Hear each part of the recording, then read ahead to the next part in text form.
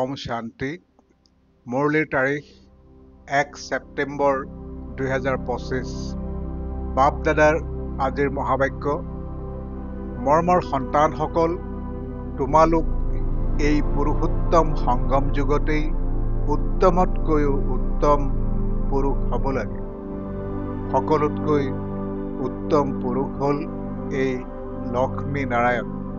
প্ৰশ্ন: তোমালোক সন্তানসকলে পিতাৰ সৈতে কোনটো এটা গুপ্ত কাৰ্য কৰি আছা? উত্তৰ: আদি সনাতন দেৱী দেৱতা ধৰ্ম আৰু দৈবী ৰাজধানীৰ স্থাপনা। তোমালোকে পিতাৰ সৈতে গুপ্ত ৰূপত এইটো কাৰ্য কৰি আছা। পিতা বাগিচাৰ মালিক, যিয়ে আহি কাইটৰ জংঘলক ফুলৰ বাগিচা কৰি গঢ়ি আছে। সেই বাগিচাত কোনো ভয়ানক দুখ দিয়া বস্তু নাথাকে। গীত আখিৰ ওহ দিন আয়া আজ ধাৰণাৰ বাবে মুখ্য সাৰ। 1 নম্বৰ, নিজৰ ঈশ্বৰীয় আত্মিক জন্মদিন পালন কৰিব লাগে। আত্মিক সম্পৰ্ক ৰাখিব লাগে। তেজৰ সম্পৰ্ক নহয়। আসুৰিক পাৰ্থিৱ জন্মদিনো নাকচ, সেয়া যাতে স্মৃতিলৈও নাহে। 2 নম্বৰ, নিজৰ তালি টোপোলা ভৱিষ্যতৰ কাৰণে তৈয়াৰ কৰিব লাগে। নিজৰ পইচা ভাৰতক স্বৰ্গ কৰি গঢ়ি তোলাৰ কামত সফল কৰিব লাগে। নিজৰ পুৰুষাৰ্থৰে নিজক ৰাজ তিলক দিব লাগে। বৰদান: স্নেহ আৰু সহযোগৰ বিধিৰে সহযোগী হোৱা। বাপ দাদাৰ সন্তানসকলৰ স্নেহহে পচন্দ হয়। যি যোগ্য, স্নেহী আৰু সহযোগী হয়, তেওঁ সহযোগী স্বতঃ হৈ যায়। সহযোগ হৈছে সহজ যোগ।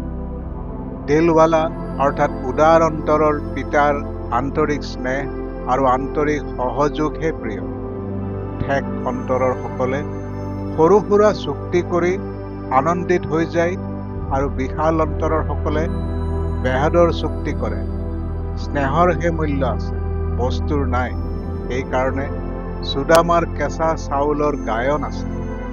এনেই কোনোবাই যিমানেই নিদিয়ক, কিন্তু স্নেহ নাথাকিলে জমা নহয়। স্নেহেৰে অলপো জমা কৰিলে তেতিয়া সেয়া পদং হৈ যায়।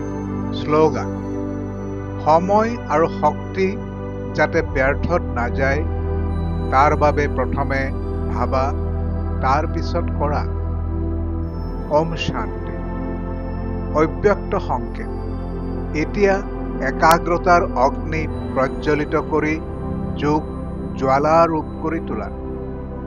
বাপ দাদাই সন্তানসকলক বিশেষ ইংগিত দি আছে। সন্তানসকল এতিয়া তীব্ৰ পুৰুষাৰ্থৰ নিষ্ঠা বা একাগ্ৰতা অগ্নিৰূপত আনা। জ্বালামুখী হোৱা।